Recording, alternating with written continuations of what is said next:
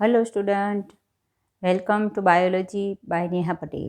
Standard 11th બાયોલોજીમાં આપણે chapter number 17 શ્વાસોશ્વાસ અને વાયુઓનું વિનિમય એના વિશે ભણી રહ્યા છીએ.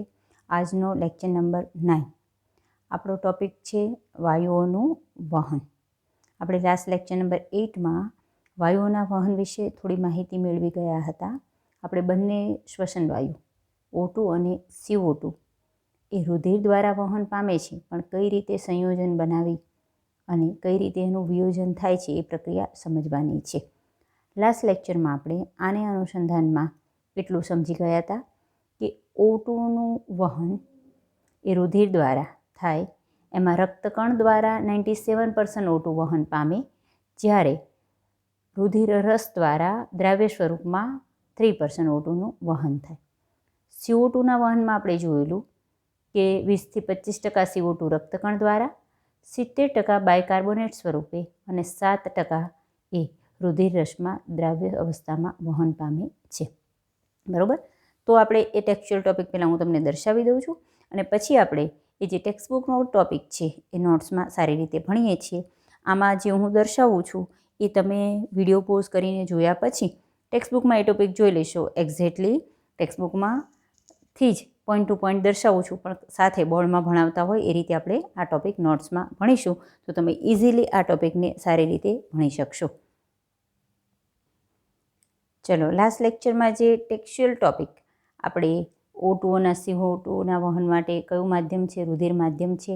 અહીંથી O2નું 97% O2 રક્તકણ દ્વારા અને 3% O2 રુધિરરસ દ્વારા. એ જ રીતે CO2માં 20-25% CO2 રક્તકણ દ્વારા, 70% બાયકાર્બોનેટ દ્વારા અને 7% એ રુધિર રસ દ્વારા દ્રાવ્ય અવસ્થામાં વહન પામે છે.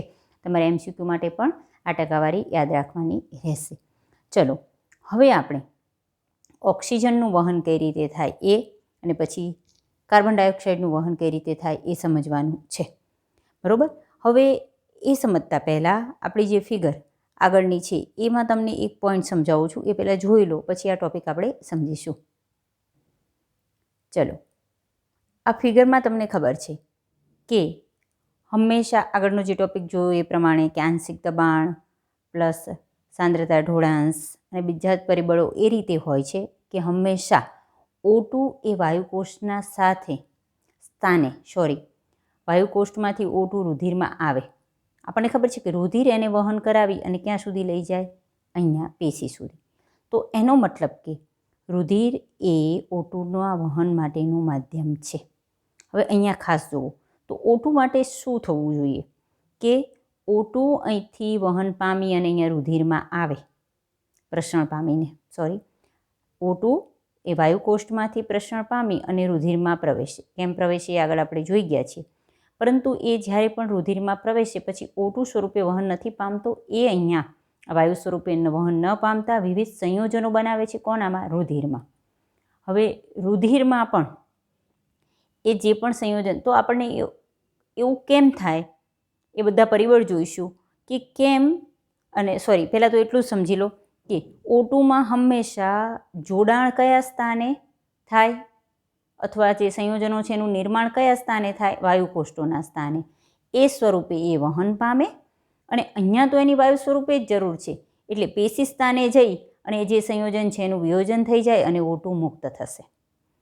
સેમ વસ્તુ અહીંથી જે CO2 મુક્ત થાય છે પેશીમાં, એ અહીં રુધિરમાં જશે. રુધિર એને વહન કરાવી અને વાયુકોષ સુધી લઈ જશે, પણ અહીંયા સંયોજન સ્વરૂપે વહન કરાવશે. તો હંમેશા CO2માં શું થશે? પેશીય સ્થાને CO2 એ અહીંયા પેશીય સ્થાને એટલે પેશી પાસે આવેલું જે રુધિર છે એ ત્યાં CO2 સંયોજન બનાવશે રુધિર સાથે અને પછી એ સંયોજન સ્વરૂપે વહન પામે. અહીંયા આવે પાછું એ સંયોજન, એનું વિયોજન થઈ અને CO2 છૂટા પડી જશે અને CO2 વાયુકોષ્ઠમાં જશે.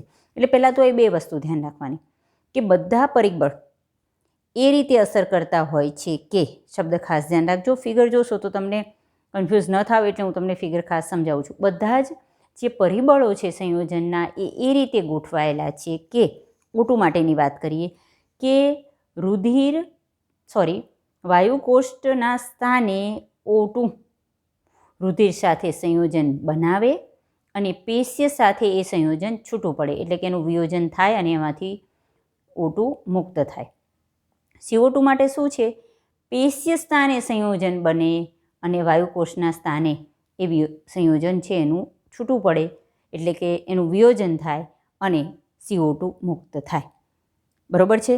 તો અહીંયા O2 માટે વાયુકોષીય સ્થાને જોડાણનું નિર્માણ થાય, સંયોજનનું નિર્માણ થાય એવા પરિબળો હોય છે અને O2 માટે પેશિય સ્થાને વિયોજન થાય એવા પરિબળો હોય. CO2 માટે પેશિય સ્થાને જોડાણ માટેના પરિબળો હોય, જ્યારે વાયુકોષના સ્થાને એ વિયોજન માટેના પરિબળો હોય. આટલી વસ્તુ ધ્યાનમાં રાખશું. પહેલાં આપણે ઓક્સિજનનું વહન સમજીએ છીએ. ખબર પડી કઈ રીતે ઓક્સિજન વાયુકોષીય સ્થાને રુધિર સાથે સંયોજન બનાવે, એ સંયોજન સ્વરૂપે એ વહન પામે અને કઈ રીતે પેશિય સ્થાને એ O2 છૂટો પડે અને પછી એ O2 પેશીમાં મુક્ત થાય. તો આ ટૉપિક આપણે પહેલાં સમજીએ છીએ. ચલો, તો આપણો ટૉપિક છે ઓક્સિજનનું વહન. આપણો ટૉપિક કયો રહેશે? O2નું વહન, જે ટેક્સ્ટબુકમાં પણ તમને આપેલું છે. એ પોઈન્ટ આપણે અહીંથી ભણવાનો છે કે O2નું વહન કઈ રીતે થાય છે એ. હવે ખાસ અહીંયા જોવું કે O2નું વહન અથવા કોઈ પણ શ્વસન વાયુઓના વહન માટેનું માધ્યમ પહેલાં તો કોણ છે? રુધિર છે.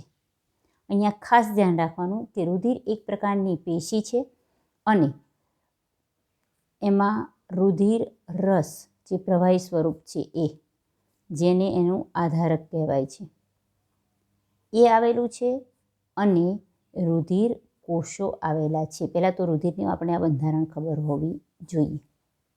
બરાબર છે? રુધિર કોષોમાં 3 પ્રકારના રુધિર કોષો છે. રક્તકણ કે જેને આપણે RBC કહીએ છીએ, શ્વેતકણ કે જેને આપણે WBC કહીએ છીએ અને ત્રાક કણિકાઓ કે પ્લેટલેટ્સ જે આપણે કહીએ એ. હવે ખાસ ધ્યાન રાખો કે એમાં પણ આ રક્તકણ અને રુધિર રસ 2 ઘટક દ્વારા જ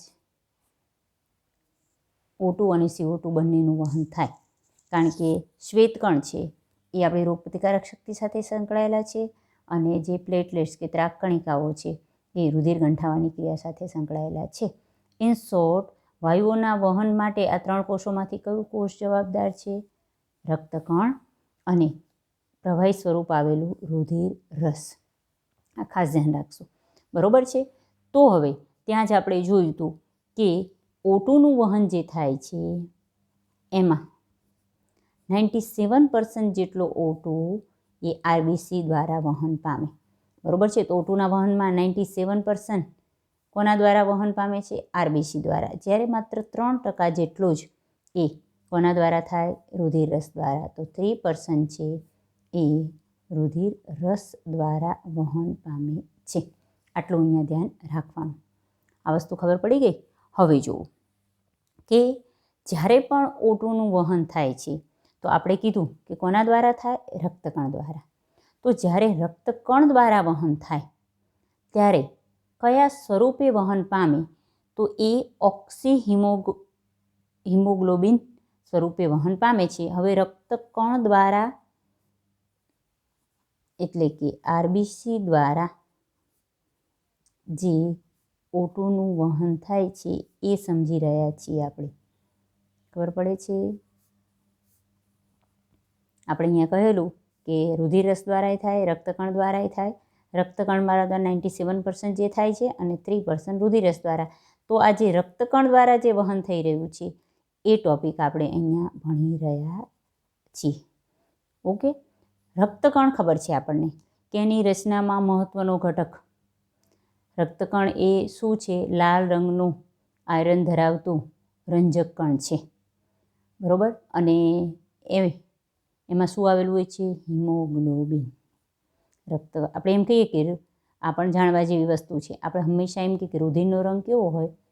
તો લાલ રંગ હોય. તો લાલ રુધિરનો જે રંગ છે એના માટે જવાબદાર, કારણ કે રુધિર આ ઘટકોનું બનેલું છે. રુધિર રસ છે, રક્તકણ, શ્વેતકણ અને તાકકણ. બરાબર? રુધિર જે પ્રવાહી સ્વરૂપ છે તો આપણને એમ થાય કે એનું પ્રવાહી લાલ હશે, પણ એનું જે પ્રવાહી આધારક છે એ લાલ નથી, એ પીળાશ પડતું પેલ યલો કલરનું છે. આ બધા જ ઘટકોમાં જે રક્તકણ છે એના લાલ રંગ માટે જવાબદાર છે.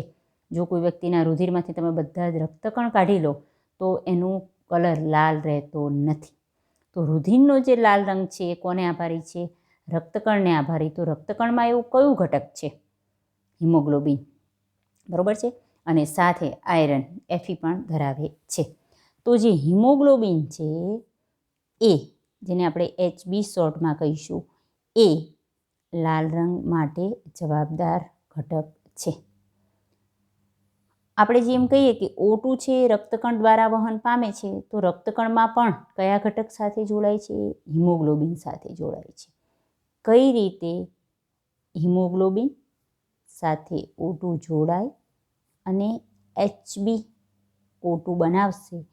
આ ઘટકને ઓક્સી હિમોગ્લોબિન કહે છે. ઘટકને શું કહીશું? ઓક્સી હિમોગ્લોબિન. તો જોડાણ આવું થાય, Hb સાથે O2 જોડાય અને HbO2 સ્વરૂપે વહન પામે, બરાબર. અને પછી તો આ જોડાણ કયા સ્થાને થાય? હમણાં જ આપણે વાત કરી, જોડાણ કયા સ્થાને થાય? જે રક્તકણ છે ત્યાં જે રુધિરવાહિની આવેલી છે, અહીંથી આ જે વાયુકોષ્ઠ છે રક્તકણની, આ વાયુકોષ છે ત્યાં જે આ રુધિરવાહિની આવેલી છે, O2 વાયુકોષ્ઠમાંથી ખબર છે આ રુધિરમાં જાય.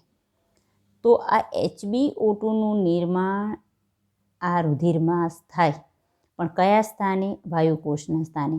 આ સ્વરૂપે પછી એને હૃદયમાં લઈ જાય અને હૃદયમાંથી ફરી પાછું વહન પામી અને ક્યાં લઈ જશે? કોષોનો સમૂહ એટલે કે પેશી સુધી લઈ જશે. ખબર પડી? તો વાયુકોષ્ઠીય સ્થાને આ સંયોજન બને એટલે O2 વાયુકોષ્ઠમાંથી રુધિરમાં આવે. અહીંયા જે રુધિરની અંદર આ જે રક્તકણ રહેલો છે, રક્તકણમાં જે હિમોગ્લોબિન છે, હિમોગ્લોબિન સાથે O2 જોડાય, HbO2 બનાવે. આ સ્વરૂપે વહન પામી અને ક્યાં જાય? પેશી સ્થાને. અને પેશી સ્થાને જઈ અને એનું વિયોજન થાય. તો એનો મતલબ કે આ જે નિર્માણની ઘટના છે એ વાયુકોષના સ્થાને થાય અને સંયોજન એનું છૂટા પડવાની ઘટના એટલે સંયોજન બનવાની ઘટના વાયુકોષના સ્થાને થાય. આ અને ઊંધું આ HbO2 એમાં છૂટું પડી Hb અને O2 અલગ બનશે, એ પ્રક્રિયા કયા સ્થાને થાય? પેશીય સ્થાને થાય. તો આવું કેમ થાય કે આ સ્થાને જ આટલું થાય એમ? બરાબર, જોઈએ. પહેલાં તો નવો એક પ્રશ્ન કે એક હિમોગ્લોબિનનો અણુ, એક હિમોગ્લોબિન છે એ કેટલા? 4, વધુમાં વધુ કેટલા? 4 O2ના અણુ એનું વહન કરાવી શકે છે. ખાસ આ પણ ક્વેશ્ચન તરીકે આવી શકે. આપણે એમ કહીએ કે હિમોગ્લોબિન સાથે O2 જોડાય તો એક હિમોગ્લોબિનના અણુ સાથે O2ના કેટલા અણુ જોડાય? 4 અણુ. ખાસ ધ્યાન રાખજો, એ વહન પામે છે. એના માટે તમને હિમોગ્લોબિનની રચના પણ ખબર હોવી જોઈએ. હિમોગ્લોબિન હિમ પ્લસ ગ્લોબિનનું બનેલું છે. ગ્લોબિન એક પ્રકારનું પ્રોટીન છે, બરાબર. અને હિમોગ્લોબિનમાં પ્રોટીનનું ચતુર્થક સ્વરૂપ હોય છે, ખાસ ધ્યાન રાખજો. અને એમાં એક પ્રકારનું પ્રોટીન છે હિમોગ્લોબિન, એક્સ્ટ્રા પોઈન્ટ છે પણ તમને ખાલી જાણ કરી દઉં કે હિમોગ્લોબિન એક પ્રકારનું પ્રોટીન છે. અને આપણે આગળ મહાણુઓ જે ભણ્યા છીએ, જૈવિક અણુઓ, ત્યારે સમજી ગયા છીએ કે પ્રોટીનમાં પોલીપેપ્ટાઇડ શૃંખલા હોય. તો હિમોગ્લોબિનના જે પ્રોટીન છે એમાં 4 પોલીપેપ્ટાઇડ શૃંખલા આવેલી છે, 2 આલ્ફા અને 2 બીટા. એટલે આપણે હિમોગ્લોબિનની રચના એના પ્રોટીનને alpha-2 beta-2 કહીએ છીએ. આજે દરેક એક શૃંખલા એટલે 2 આલ્ફા શૃંખલા છે અને 2 બેટા શૃંખલા, દરેક એક શૃંખલા સાથે એક O2નો અણુ જોડાય. એટલે અહીંયા 2 O2ના અણુ જોડાય અને અહીં 2 O2ના અણુ, એટલે કુલ 4 O2ના અણુ એક હિમોગ્લોબિન સાથે જોડાય. સમજાયું? એટલે એક હિમોગ્લોબિન છે એ 4 O2ના અણુનું શું કરાવી આપે છે? વહન કરાવી આપે છે. હવે આપણે એવું કીધું કે હિમોગ્લોબિન છે, તમને આગળ શબ્દ આપ્યો છે કે પ્રતિવર્તી રીતે એ O2 સાથે જોડાય છે, અથવા O2 પ્રતિવર્તી રીતે હિમોગ્લોબિન સાથે. પ્રતિવર્તીનો મતલબ રિવર્સિબલ. કેમ? HB છે એ O2 સાથે જોડાઈને HbO2 બનાવશે. કયા સ્થાને? વાયુકોષના સ્થાને આ રીતે વહન પામી પાછી પેશીય સ્થાને જશે એટલે એની રિવર્સ પ્રક્રિયા થશે. HbO2 છે એમાંથી HB અને O2 છૂટું પડી જશે. તો એવું કેમ થાય કે જોડાણની પ્રક્રિયા અહીંયા જ થાય ને છૂટી પડવાની પ્રક્રિયા અહીં જ થાય? તો આ જે Hbના O2 સાથેનું જે જોડાણ છે એના માટે જે જવાબદાર પરિબળો છે એ સમજીએ. ખબર પડે છે? તો આપણે પહેલાં શેના પર જઈએ? પરિબળો પર જઈએ કે જે O2ના HB સાથેના જોડાણ માટે જવાબદાર છે. આટલો પોઈન્ટ ખબર પડી ગઈ છે. તમારે નોટ ડાઉન કરવું હોય તો આટલો પોઈન્ટ નોટ ડાઉન પણ કરી શકો છો.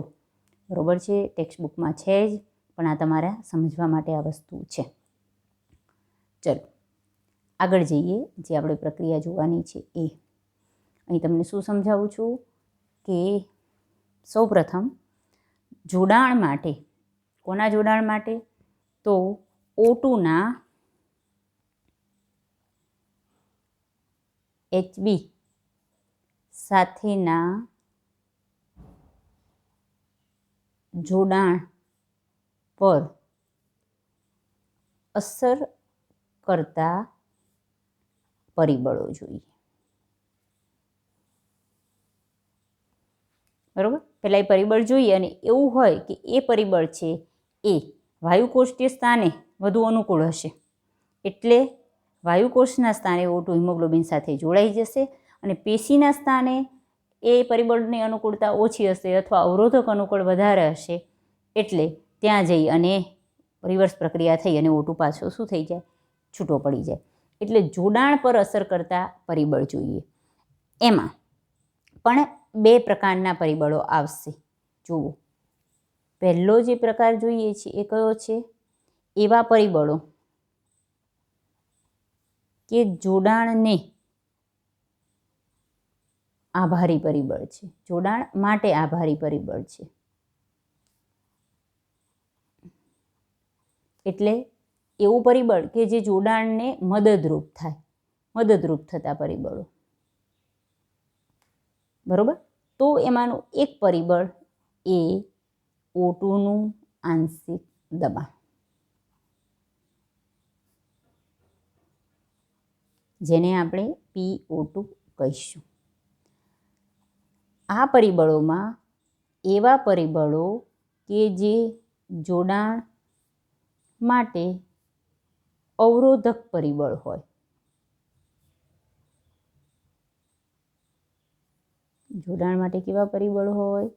અવરોધક. આ જોડાણને મદદરૂપ થતું પરિબળ છે. તો 3 અવરોધક પરિબળ છે. CO2નું આંશિક દબાણ,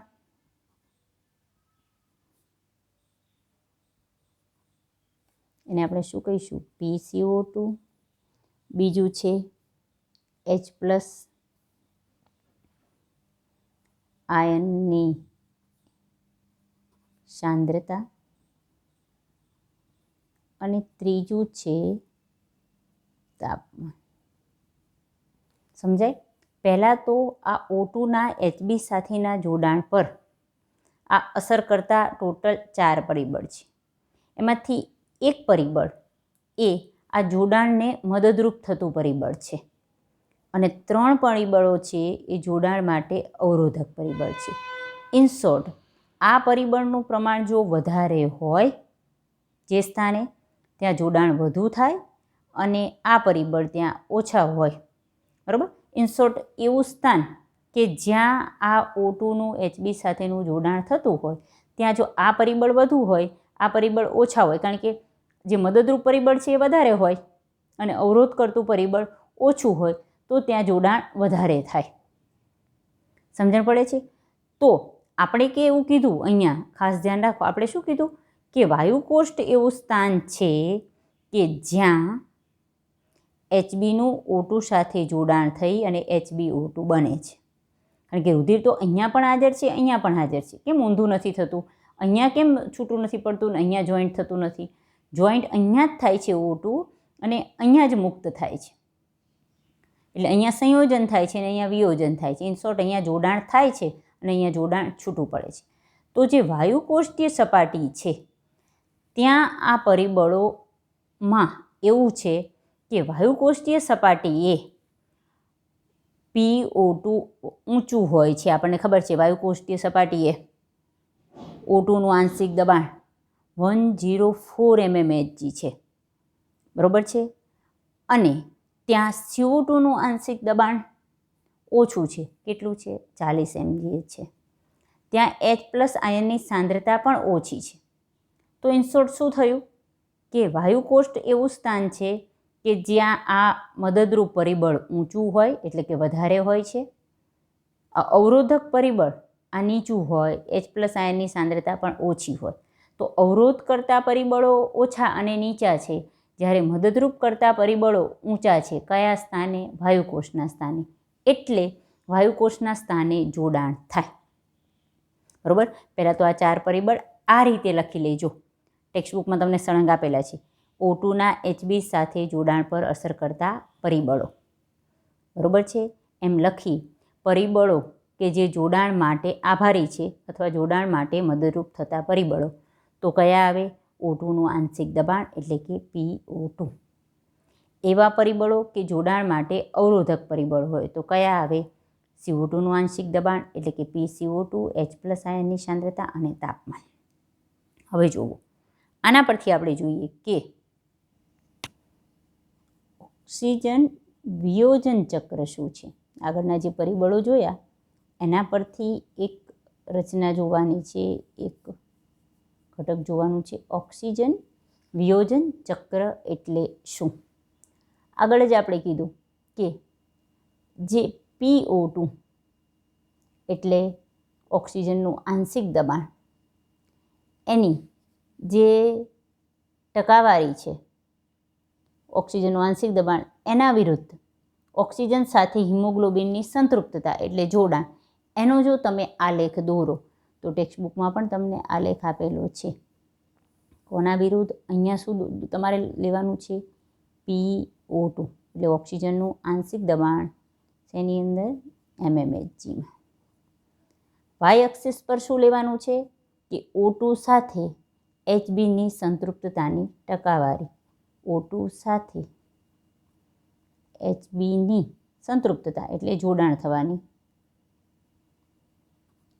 ટકાવારી, બરાબર. અહીંયા તમને આ રીતે 20, 40, 60, 80, 100, બરાબર છે. આ રીતે આપણે આંકડો આપેલો છે. હવે જુઓ કે સામે અહીંયા આ રીતે આંકડો હશે 20, પછી 40, આ 60, આ 80 અને આ 100. તો તમે જુઓ કે અહીંયા જેમ PO2 જ્યાં સુધી ઓછું હોય છે ત્યાં સુધી આ ટકાવારી આમ ઓછી હોય છે અને પછી જેમ જેમ આ PO2 વધતું જાય છે એમ આ ટકાવારી આમ વધતી જાય છે. ઇન શોર્ટ આ વસ્તુ દર્શાવે છે કે PO2 જેમ વધે છે તેમ અહીંયા જોડાણનું પ્રમાણ વધે છે અને જ્યારે PO2 ઓછું હોય ત્યારે અહીંયા વિયોજન થાય છે. આ ચક્ર એ સિગ્મોઇડ એસ આકારનો આલેખ છે અને સિગ્મોઇડ આલેખ એના ઉપરથી કેવો આકાર? એસ આકારનો આલેખ કહેવાય છે. ઇન શોર્ટ તમારી વ્યાખ્યા આવી રહે કે હિમોગ્લોબિનની O2 સાથેની જે સંતૃપ્ત ટકાવારી ને PO2ની સામે આલેખિત કરતા હિમોગ્લોબિનની O2 સાથેની સંતૃપ્ત ટકાવારીને PO2 સાથે આલેખિત કરતા જે સિગ્મોઇડ વક્ર મળે છે, સિગ્મોઇડ આલેખ અથવા સિગ્મોઇડ વક્ર મળે છે તેને ઓક્સિજન વિયોજન ચક્ર કહે છે. આટલી ખબર પડી ગઈ છે? ચલો હવે જુઓ કે આપણે એમ કીધું કે વાયુકોષ્ઠ એ સ્થાન છે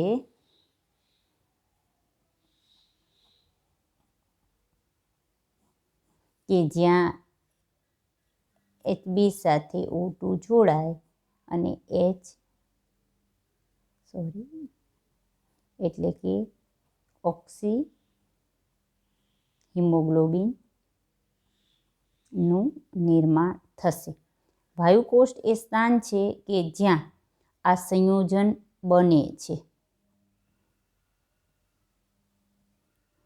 બરોબર. રીઝન શું?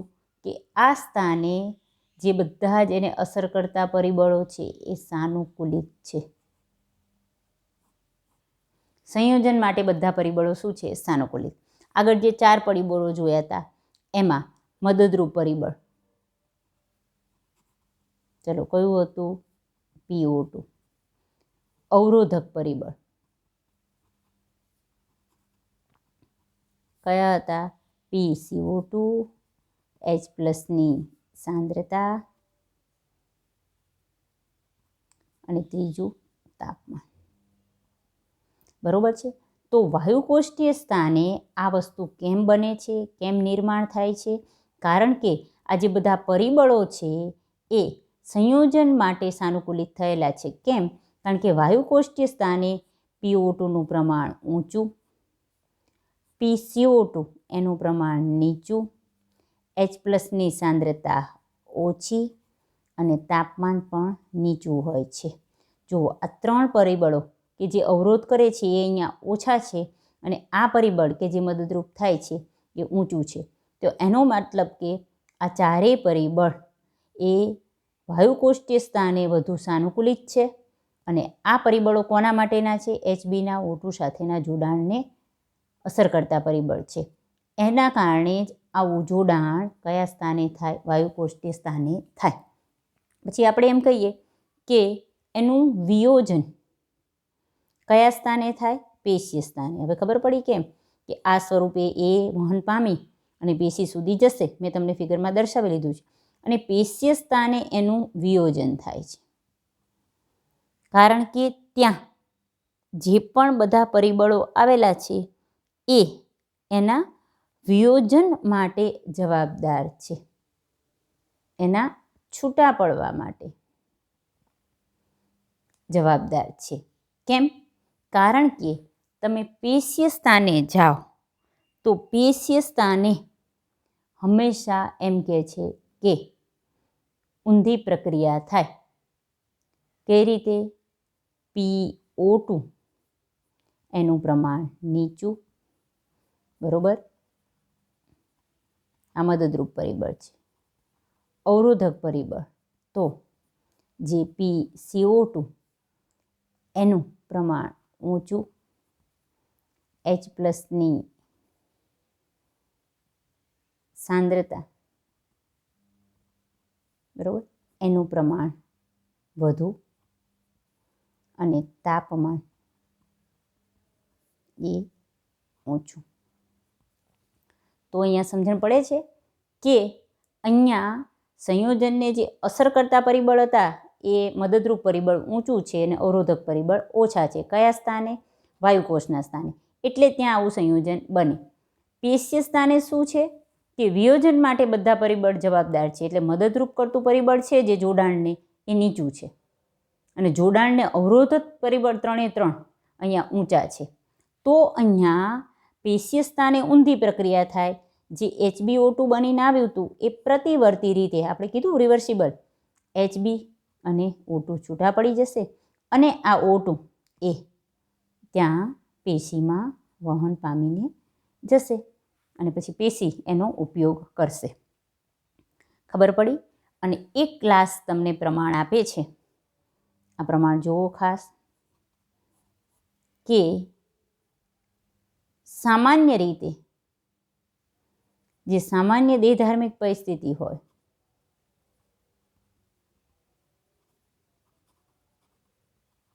એમાં 100 ml O2 યુક્ત જે રુધિર છે એ એટલે 100 ml રુધિર જ્યારે વહન પામે તો એ પેશીને કેટલા ml તો 5 ml O2 પહોંચાડે છે. બરોબર છે. આ પ્રમાણ પણ યાદ રાખવાનું કે 100 ml O2 યુક્ત રુધિર વહન પામીને વાયુકોષથી વહન પામીને પેશી સુધી આવે તો એ પેશીને કેટલો 5 ml O2 પહોંચાડે છે. તો આ રીતે આ ટોપિક તમે સમજશો તો તમને એક્ઝેક્ટલી ખબર પડી જશે. જો વાયુકોષને શું થાય છે એ દર્શાવું છું, પેશીય સ્થાને શું થાય છે એ દર્શાવેલું છે અને આ પ્રમાણ દર્શાવેલું છે. તો આના સાથે આપણે O2નું વહન પોઈન્ટ પૂરો કરીએ છીએ. નેક્સ્ટ પોઈન્ટ હવે આપણે જોઈશું કાર્બન ડાયોક્સાઇડનું વહન કઈ રીતે થાય છે એ.